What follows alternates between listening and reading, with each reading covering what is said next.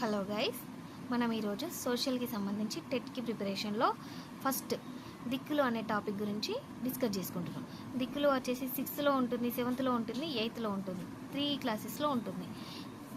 దిక్కులు అంటే ఇప్పుడు suppose class room, school area ఎంత ఉంది, విలేజ్లో ఎలా ఉంది, ఇలా అన్ని పటాలను గీస్తాం దిక్కులతో.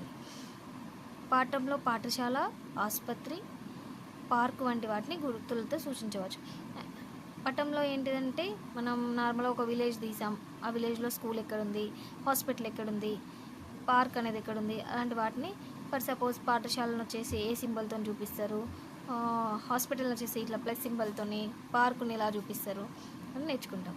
ఒక చోటు నుండి మరో చోటుకు వెళ్ళడానికి గుర్తులు ఉపయోగిస్తారు. ఒక చోటు నుండి మరో చోటుకి అంటే ఇప్పుడు మనం హైవే మీద వెళ్తున్నాం, ఒక సైడ్ నుంచి ఇంకో సైడ్కి వెళ్ళడానికి way for this side, right side, left side అనేసి కొన్ని బోర్డ్స్ మనకు కనబడతాయి.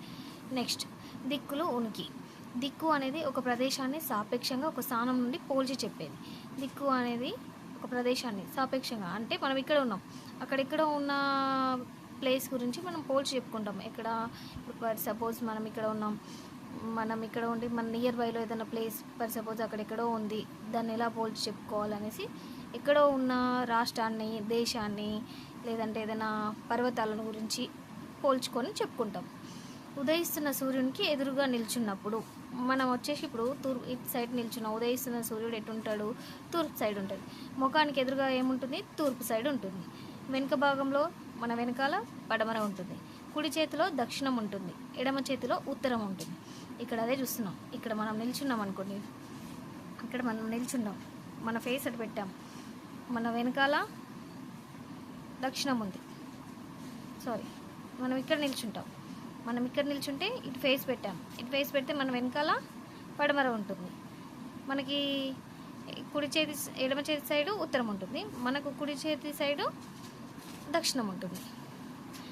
ఒక స్థలానికి, భవనానికి, గ్రామానికి చుట్టూ ఆనుకొని ఉన్న ఆయా దిక్కులలో ఏమున్నాయో చెప్పుటను సరిహద్దులు లేదా ఎల్లలు అంటుంది.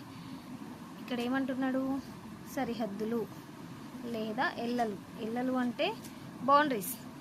ఇప్పుడు మనకు ఒక ప్లేస్ ఉంది, మనకు ఒక పొలం ఉంది, పొలం చుట్టూ ఉన్న మన ప్లేస్కి, పక్కన వాళ్ళ ప్లేస్కి మధ్యలో ఏముంటుంది, మనం ఇప్పుడు నార్మల్గా మన భాషలో, తెలుగు భాషలో ఒడ్డు అనుకుంటాం, ఒడ్లు అనుకుంటాం. లేకపోతే ఒక బిల్డింగ్ ఉంది, బిల్డింగ్కి పక్క బిల్డింగ్కి మధ్యలో మనకి ఒక వాల్ ఉంటుంది, దాన్ని ఏమనుకుంటాం.